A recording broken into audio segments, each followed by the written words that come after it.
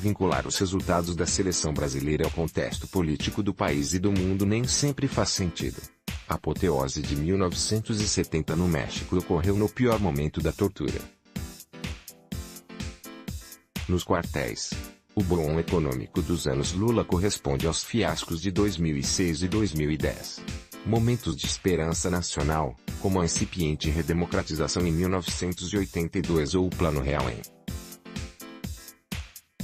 1994, deram tanto em derrotas quanto em vitórias. Mas é sempre divertido fazer teoria em cima dessas possíveis coincidências. O melhor exemplo talvez seja o de 1990. Primeiro grande evento internacional realizado depois do fim da Guerra Fria, decretado oficialmente com a queda do Muro de Berlim, em 1989. A Copa da Itália marcou a rendição da mística do então tricampeão do mundo ao pragmatismo de um futebol em transição. O tempo dos ídolos identificados com as camisas dos clubes, em que estilos como de Zico, Falcão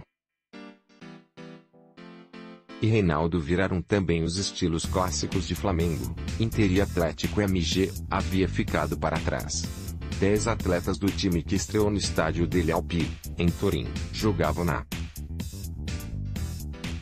Europa. No fim do percurso entre a liberdade do 4-4-2 da Espanha e a disciplina do 3-5-2 da Aradunga, os comandados do técnico Sebastião Lazzaroni eram estrelas de um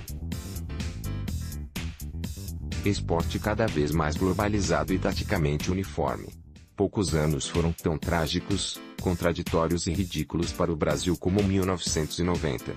O primeiro presidente eleito depois da ditadura havia sido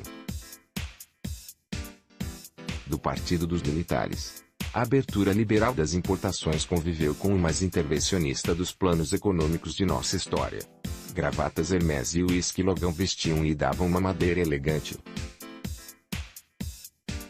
a corruptos típicos de uma república de bananas. Se o recém-empossado governo Collor encanava jequice de quem queria virar global player enquanto reproduzia os piores vícios do nosso patrimonialismo e cara de pau, a seleção e seu entorno não ficavam muito atrás. Houve racha entre os jogadores na concentração e brigas por causa de prêmios em dinheiro. Ricardo Teixeira estava no segundo ano de seu mandato prometido como senador, e um patrocínio da Pepsi nas camisas usadas pela equipe em treinos na Itália inaugurou a relação da CBF com a notória trafique do notório J. Willa. Quanto ao ridículo, Lazzaroni deu contribuições importantes. Técnico que trouxe o terno e os sapatos cromados para as nossas casamatas, além de estrelar um comercial brasileiro da Fiat falado em italiano. Suas entrevistas atualizavam o jargão tecnocrata do Cláudio Coutinho de 1978, dando pompa a termos como treinamento invisível e interação cinética para afirmar o poder intimidatório do professor em sintonia com a modernidade esportiva e cultural de ocasião. O resultado prático desse discurso, uma praga beletrista que em décadas seguintes desaguaria nos projetos Vanderlei Luxemburgo e na jogabilidade de Tite, foi o futebol burocrático que sufocou uma geração de nível semelhante às de 1994 e 2002. Os zagueiros convocados eram Moser, Ricardo Gomes, Ricardo Rocha, Aldair e Mauro Galvão. Os atacantes eram Careca, Muller, Renato Gaúcho e a dupla Bebeto e Romário descontada. Dunga era campeão de excertos de passes e lançamentos. E de Valdo eu nunca falarei mal em homenagem à liturgia do meu gremismo.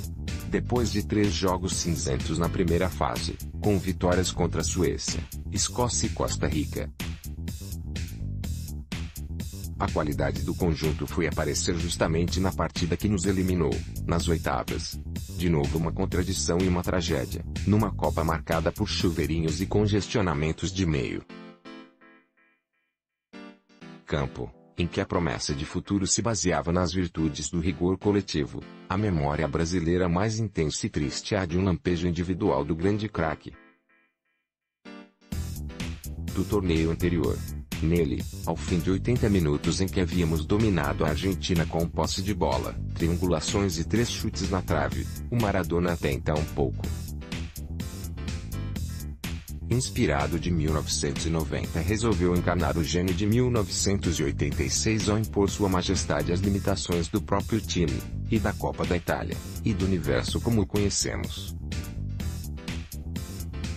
Num passe para Cláudio Caniggia.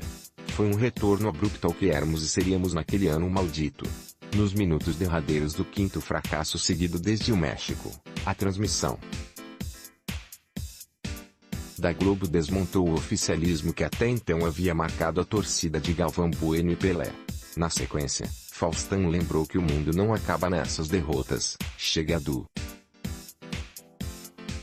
tempo em que o governo e a política usavam o futebol. Como se sabe, ele tinha razão.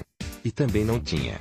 Desde 1970 não houve Médicis pegando carona de forma tão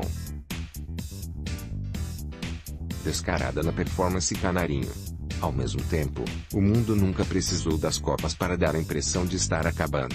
Em 1990, e apesar dos sonhos deslumbrados de Lazzaroni, Collor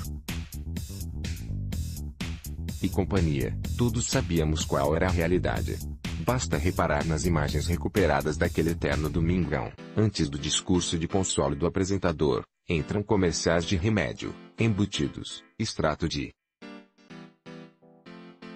tomate e juros bancários, onde 28 dos 29 atores que aparecem são brancos. Um detalhe a mais num país então mergulhado em inflação, fome, lambada e violência urbana. Para quem temos Apocalipse de 2018, é bom lembrar que já vimos demônios e bestas de linhagem semelhante.